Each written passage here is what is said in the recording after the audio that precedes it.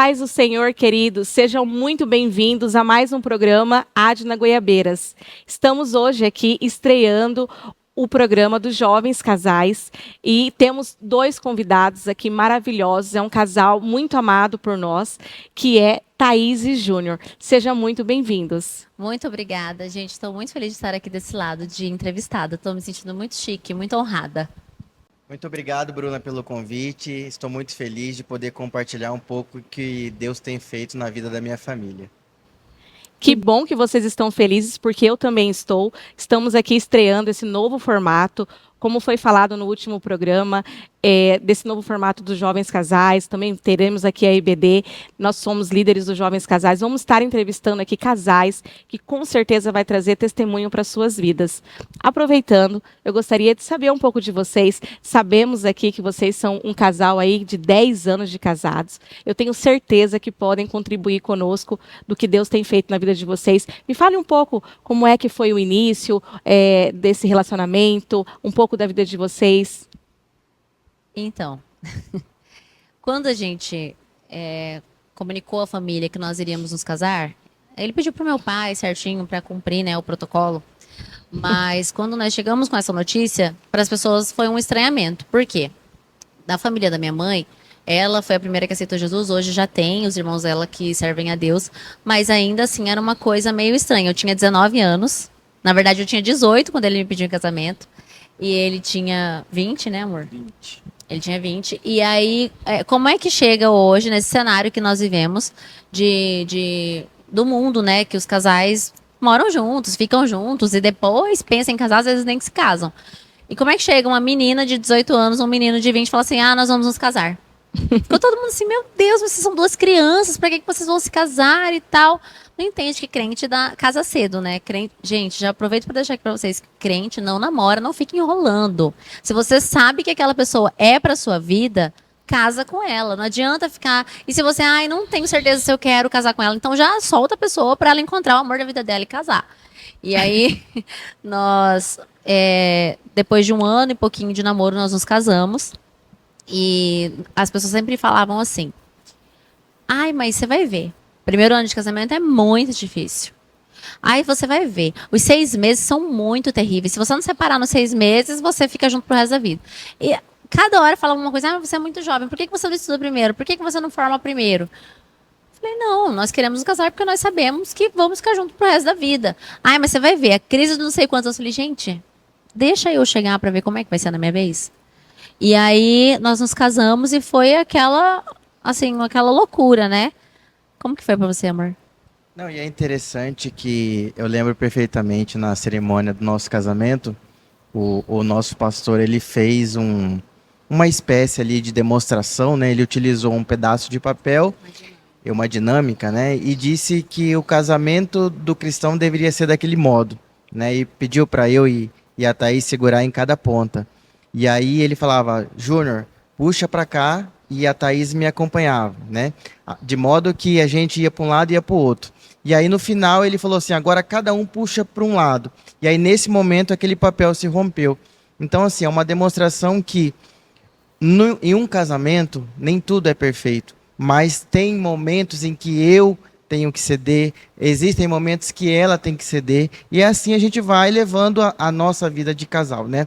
Mas o mais importante é que eu quero deixar para vocês aqui nessa noite, Jesus Cristo no centro do casamento. Não existe nenhum casamento que não seja vitorioso se Cristo não for o centro do seu casamento. Porque quando Cristo é o centro do seu casamento, nada pode te abalar. Não quero dizer aqui que minha vida é perfeita, não. Eu quero dizer que quando nós entendemos que Jesus é o caminho, é a verdade, é a vida, nós vamos trilhar um caminho de bênção sobre na nossa vida. A sua vida ela vai ser completamente abençoada. E você perguntou o início, né? Volta de quando a gente se conheceu. Eu posso contar um pouquinho como a gente se conheceu? Claro, fica à vontade. Ele se apaixonou por mim quando ele tinha 8 anos de idade. Eu vou contar essa história. Eu tinha 6 anos, ele foi na minha igreja a primeira vez, porque eu já nasci em um berço evangélico. A mãe dele, quando teve ele, ainda não era cristã, mas depois aceitou Jesus. E ele sempre foi criado na igreja desde a infância. E aí ele foi com a avó dele na minha igreja, porque a mãe dele era de uma outra denominação. E aí, todo domingo ele começava a perguntar pra avó dele: Vó, e aí, que dia você vai na igreja daquela menina bonita? Eu tinha 6 anos de idade, já me achava bonita. E aí ele perguntava que dia que ela ia pra ele ir também e tal. E aí a gente cresceu, a avó dele foi congregar em outro bairro. E ele continuou congregando com a mãe dele e a gente não teve mais contato. E aí teve uma época que o tio dele e os avós voltaram a congregar na minha igreja. E aí, na igreja que eu congregava. E aí, o avô dele, sabe o que o avô dele fazia? Pegava pastel na cantina, no final do culto, levava pra ele e falava que era eu que tinha mandado. E ele acreditava que eu tinha mandado pastel pra ele. Ok, aí nós começamos a fazer uma campanha na casa da minha avó, que na época ela ainda não tinha se convertido, e toda segunda-feira tinha um culto na casa dela. Ou na casa de um dos filhos dela. E aí, o tio dele dirigia esse trabalho. Aí o tio dele começou a ir nesse trabalho e tal. E aí a avó dele falou assim pra minha mãe: Irmã, meu neto é apaixonado pela sua filha. Aí minha mãe falou assim: vamos orar. Aí juntou 2 irmãs do coque, assembleianas, vamos orar. E a minha mãe falava assim: ô irmã, mas a Thaís não gosta dele, né? Mas não, mas nós vamos orar. E começaram a colocar nosso nome na caixinha de oração do círculo de oração da igreja. Valorizem o círculo de oração da igreja de vocês, porque realmente as petições que as irmãs colocam ali, Deus ouve, Deus atende e Ele faz. E um belo dia, num desses cultos, ele apareceu lá. E aí tinha um primo meu que fazia inglês também, no mesmo lugar que ele. Ele falou assim: prima, ele faz inglês comigo em tal lugar. Eu falei assim: ah, você conhece ele? Ah, eu conheço. E aí nós começamos a ser amigos. Naquele dia, o meu primo falou assim: ah, eu te vi lá. Ele falou: ah, eu também te vi. E aí começou aquela conversa, aquela amizade. E aí nós começamos a ser amigos. Nós fomos amigos por 2 anos, amigos de verdade. Não sei, quais eram as intenções do seu coração, varão? Porque eu era sua amiga. Sim, eu também. No começo, lógico que a gente tem umas outras intenções, né? Mas a gente entende também o trabalhar do Senhor na nossa vida. E as coisas foram se encaminhando, né? Eu costumo dizer que quando tem algo que tem que ser feito e é da vontade do Senhor, as coisas elas vão se caminhando para que o plano de Deus, que é um plano perfeito, seja concluído. E foi assim na nossa vida, né? Você vai concluir ali a história, mas vocês vão ver e vão perceber que tudo ela vai se encaminhando para um final de acordo com a vontade de Deus para nossa vida. E as pessoas não acreditavam que nós éramos amigos. Nós éramos amigos mesmo. Não tinha essa coisa de amizade colorida. Não, nós éramos amigos. A gente ia pro shopping com um monte de gente, os primos dele, minha irmã. E aí a gente começou essa amizade. E aí eu trabalhava numa livraria no centro uma vez. E comecei a pensar assim no varão, né? Falei: ai, meu Deus do céu. Aí liguei pra minha mãe. Falei: mãe, a senhora ainda está orando pra eu casar com o Júnior? Aí ela falou assim: por quê? Você já está apaixonada por ele? Aí eu desliguei o telefone. Falei: ai, meu Deus, eu não acredito que minha mãe tá orando pra isso. E eu não acredito que eu tô começando a gostar dele. E aí eu comecei a gostar dele. Isso foi em 2013. Aí já, com 3 meses de namoro, aí veio a notícia que nós íamos nos casar. E depois que nós nos casamos, a gente viu que tudo estava planejado por Deus, assim. Deus planejou o nosso casamento, Deus planejou a nossa história. Hoje nós temos 10 anos de casados, mas, assim, graças a Deus, nós não tivemos grandes crises, grandes problemas que nós talvez olhássemos e falássemos assim: não tem como resolver. E uma coisa que eu acredito que tem ajudado muito é que desde o namoro, a gente não foi aquele namoro termina e volta. Não, eu sabia que eu ia namorar com ele, ia casar com ele e acabou. E quando eu me casei com ele, eu sabia que não tinha mais jeito. Ainda eu fui pro casamento assim, toda prontinha de noiva no carro. E eu já tinha casado no civil, mas pra mim, tava indo pra igreja, aquilo ali tava selando, né? Eu falava assim: a última vez que eu tô passando aqui solteira. Meu Deus, não tem mais volta, não tem mais jeito, não tem como. Então, entrar no casamento, isso foi muito importante. Entrar no casamento com a certeza de que você não tem outra alternativa. Se quebrou, você vai ter que consertar. Isso me ajudou e nos ajudou muito. Nós não tivemos problemas de falar assim. Nunca foi falado dentro da nossa casa: eu quero me separar de você. Ou ele falou pra mim, ou eu falei pra ele, ou nós dormimos separados. Nunca teve isso. Todos os nossos problemas nós sabíamos que teríamos que resolver, porque não ia adiantar. Não tinha pra onde eu correr. Ele é meu pra sempre, eu sou dele pra sempre. Então, todos os problemas que nós tivermos, nós vamos ter que resolver. Não adianta dormir de bico. Às vezes, ai, vou ter que ir lá pedir perdão, nem tô errada, mas eu vou ter que ir lá pedir perdão pra ele. E aí já pede perdão, já conserta, vai dormir bem, ninguém dorme emburrado, porque não tem jeito, o casamento é isso, é nós termos essa construção. É interessante, Bruna, também, que eu sempre falo para Thaís que a gente nunca pode dormir, mesmo que assim, as desavenças elas vão acontecer porque são pessoas diferentes, né? Eu tenho um temperamento, ela tem o temperamento dela, e vão surgir intempéries no meio do caminho que a gente precisa resolver, mas nunca devemos dormir de forma brigados, né? Graças a Deus, durante esses 10 anos, não precisou ninguém dormir em quarto separado ou fora da cama, não. Todas as nossas desavenças, se eu posso dizer assim, elas foram resolvidas antes de nós deitarmos, né? E é isso que eu tenho passado para o nosso filho. Hoje a gente tem um filho de 5 anos também, e ele precisa ver isso em nós, ele precisa ver Cristo em nós, porque no futuro, quando chegar a vez dele, ele possa dizer que ele teve uma família abençoada, ele teve uma família respaldadas em preceitos cristãos, né? E ele pode dizer que o pai e a mãe dele são verdadeiros cristãos aqui na Terra. Vocês trouxeram muitos ensinamentos. Um deles realmente é sobre se cercar e saber que Deus tem um propósito na união. Deus, ele tem um propósito. A gente costuma dizer, ninguém nasce de parzinho. Existe um propósito que Deus tem para o lar e para aquela família. E existe também indícios de que aquele relacionamento vai dar certo. Tivemos aqui também exemplos sobre o casamento muito jovem, muitas vezes criticado, precisa namorar por muito tempo para conhecer. De verdade, é dentro de um casamento, lado a lado, quando você briga, não pode voltar para sua casa, é que você começa a desenvolver esse conhecimento. Então aqui a gente teve um testemunho muito bom e real, de 10 anos de casado, casaram extremamente jovens, com certeza estudaram ainda no meio do casamento, aquelas coisas, e isso é muito normal, muitas vezes no meio cristão. E também, quando você namora, você precisa ter, porque ali já tem um indício. Tem pessoas que com o namoro, ela já consegue ir construindo coisas, a gente consegue identificar isso.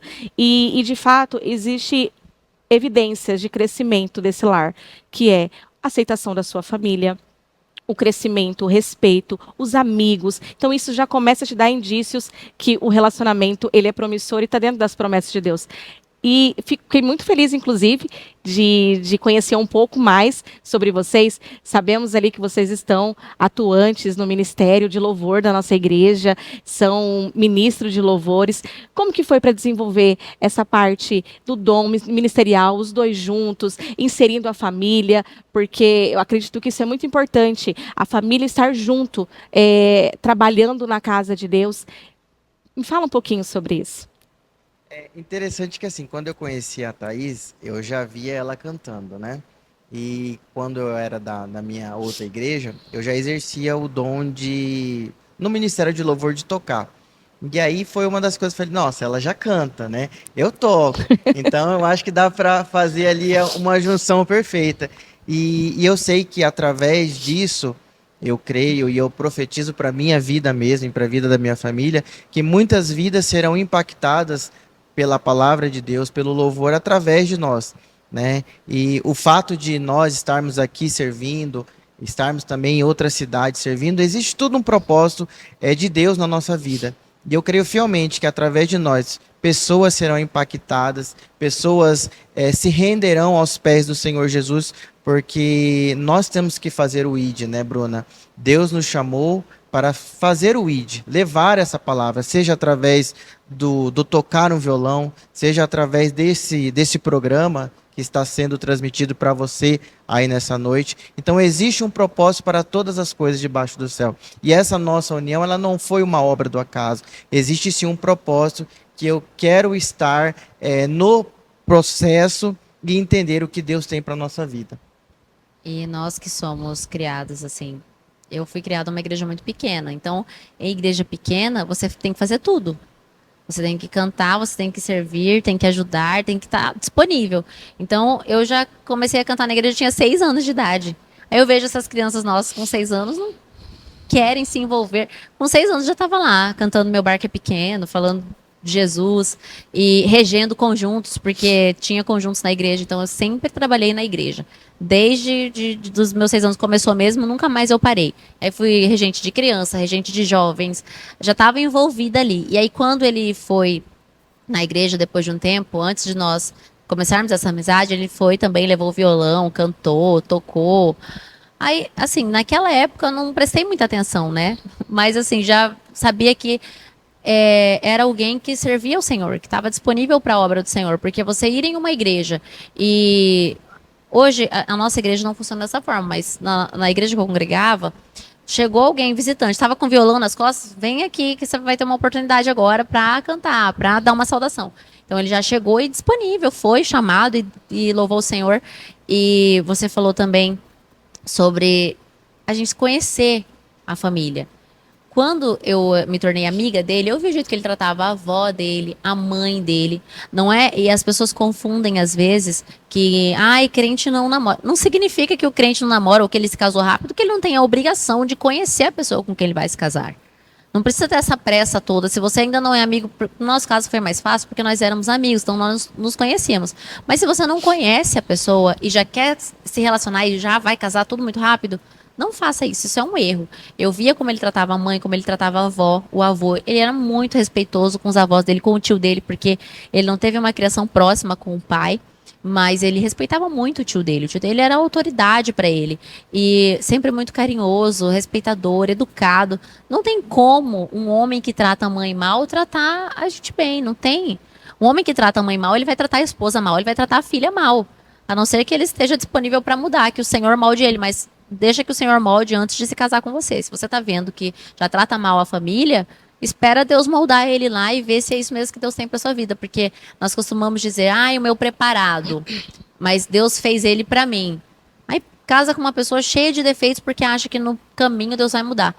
Não falo que é impossível, porque pode acontecer, né, Bruna? Mas observe bem a pessoa que você está conversando, se relacionando, que está com pretensão de se casar. Porque é como eu falei antes, e eu repito, depois que casa não tem mais jeito, não é descartável o relacionamento. Então preste atenção como a pessoa trata um garçom, como a pessoa trata alguém que é da área de limpeza. A gente tem que observar esse tipo de coisa, porque da mesma forma que ele se revela em momentos comuns do dia a dia, ele vai se revelar em um momento de atrito de um relacionamento. Exatamente. Temos também que analisar essa situação, porque aos solteiros que nos assistem, eu quero muito uma bênção, eu quero muito meu pretendido, a minha Rebeca, o meu Isaac. Mas assim, nós temos que fazer uma reflexão. Você é uma bênção? Porque nós precisamos ser bênção para querer bênção também. Porque nós não queremos receber uma maldição na nossa vida e também não sermos maldição na vida do outro. Então, nós precisamos, de fato, querer ser bênção, querer ter esses tratamentos, ser pessoas realmente que refletem o amor de Deus. E o que a Thaís disse é muito importante. Não tem como uma pessoa que faz um tratamento ruim com o meio que ela convive, no casamento te tratar diferente. Então, esses sinais de alertas, eles precisam, de fato, estar atentos e latentes no nosso coração, nossa visão. Não se segue nisso, porque isso pode ser, com certeza, um aviso de Deus para a sua vida. Então, aqui também são motivos de alertas, né? Para algumas situações. Casamento não é brincadeira, não é como trocar de roupa. É um compromisso, é uma aliança feita com Deus. Muito feliz de tê-los aqui. Gostaria que vocês deixassem aqui uma mensagem para os casais, para as famílias que nos assistem. Eu desejo do fundo do meu coração que você está buscando um marido, uma esposa, que você se cure primeiro, que você busque no Senhor aquilo que você precisa ser liberto, ser sarado, ser renovado, para que aquilo que te machucou não vá para dentro do seu casamento. Casamento não é um lugar para nós resolvermos questões pessoais. No casamento surgirão muitas outras questões em relação ao matrimônio, em relação ao companheiro, ao esposo ou à esposa, que vai ocupar muito mais o seu tempo e a sua cabeça do que as feridas que você deixou para trás. Então, que você seja curado, transformado, renovado. Como a palavra do Senhor diz, né? Que nós devemos ser renovados pela transformação da nossa mente para que nós experimentemos a boa, perfeita, agradável vontade do Senhor.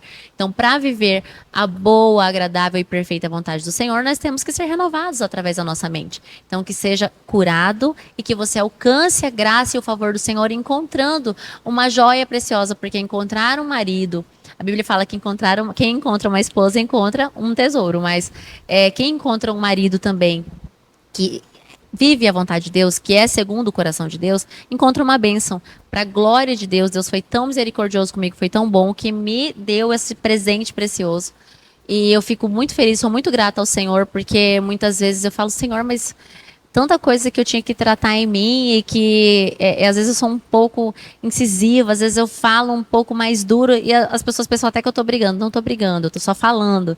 E o Senhor me deu alguém que fosse tão compreensivo, tão amoroso, que consegue tratar as nossas diferenças com muito amor e com muita paciência. Então, mas para isso eu também precisei ser curada de coisas de infância, do meu passado, para que eu conseguisse alcançar e estar hoje em um relacionamento que realmente não é perfeito. Nós não viemos aqui pregar para você algo que seja perfeito, porque senão alguém que vai olhar e vai falar assim, mas eu tenho tantos problemas, não consigo, esse relacionamento eu nunca vou conseguir. Não é dessa maneira. Se nós nos esforçarmos e abrirmos mão de quem a gente é, do nosso egoísmo, das nossas vontades, nós conseguimos viver plenamente e felizes à vontade do Senhor.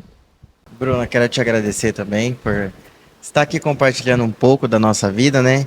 E eu quero pedir permissão para você, para a gente fazer uma oração, para que as nossas vidas, os nossos casamentos sejam abençoados, continue sendo abençoado, e também para quem está nos assistindo, né, que está vivendo às vezes uma situação complicada ou que está buscando também um amor para a sua vida, encontre, né? Então eu quero que você nesse momento curva a sua cabeça, a gente vai fazer uma oração para que Deus ele entre e faça parte da sua vida, do seu casamento. Deus, Pai querido, estamos aqui na tua presença para te agradecer pelas nossas vidas. Estamos aqui também, ó Pai, para pedir ao Senhor que entre, Pai, nos nossos casamentos, nas pessoas que estão nos assistindo, venha dar sabedoria, inteligência, ó Pai, e que eles possam cada dia mais entender o trabalhar do Senhor nas nossas vidas e nas vidas deles, ó Pai. Estamos aqui com o propósito de levar a tua palavra, ó Pai. Nós pregamos aqui, Pai, que o Senhor cura, que o Senhor transforma, que o Senhor restaura, e é esse Jesus que eu quero transmitir para as pessoas que estão nos assistindo.